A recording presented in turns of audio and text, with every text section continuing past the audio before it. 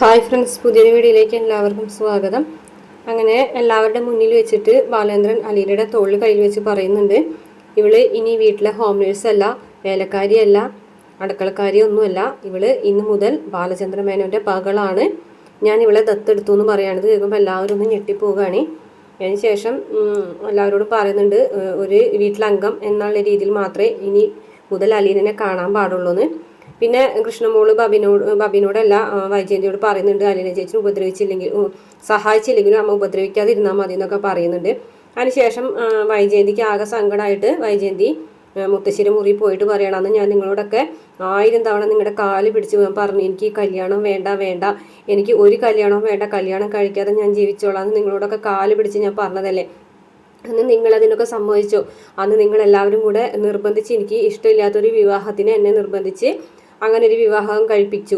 അതുകൊണ്ട് ഇപ്പം എന്തുണ്ടായി? എന്തുണ്ടായി എന്ന് ചോദിച്ചു കഴിഞ്ഞാൽ ഇപ്പം ഞാൻ പുറത്തായി, അവള് എവിടെ നിന്നോ കയറി വന്ന അവള് അകത്തായി.